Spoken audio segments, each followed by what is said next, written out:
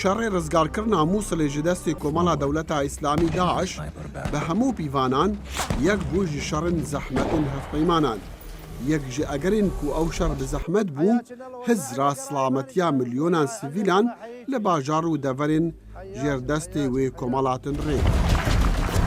Diyara karê bi zehmettir tomarkirina gav bi gavên vî şerî bû di filmekê dokümenterî de bi navê Mosul.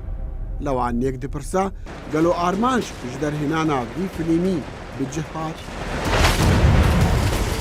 What I intended for Mosul to be is really the story of the last battle. یا من خواستی بکم او بو چیروکا و شر عراقیان تومار بکم. بله تشتی سرنج راکش دوی فیلم داکیومنتاری دا او شر عراقیان بو.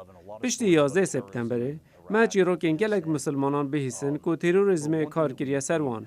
لی داکیومنتاریا موسل کو چیروکا شر جپایزا 2016 حتی هاوینا 2017 دلیویا و گرانا چیروکا توایا پیکاتن عراق بو. دما به یک گیان او شر گیری.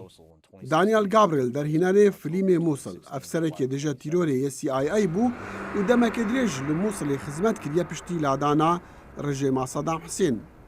Filmê dokümenteriyê Mosul derbasbûna di cergê taristaniyetê da bû. Bi çavê bandeka piçûka derhênerên filman yên Iraqî ji Bexdayê dixwazin berrûbarê Dicle ra berev Bakur herin heta rûbirûyî bedkaran bin.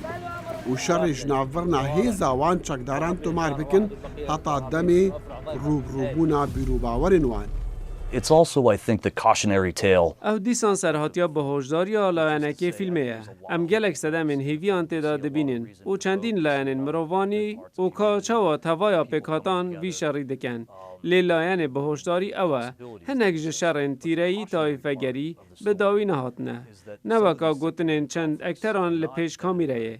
نوارو سرکه یه فیلم داکیومنتاری اوه ام وسا بکن بینر پرزگیره که جداهین تیرهی تبگهن که هشتا لعراق مایه.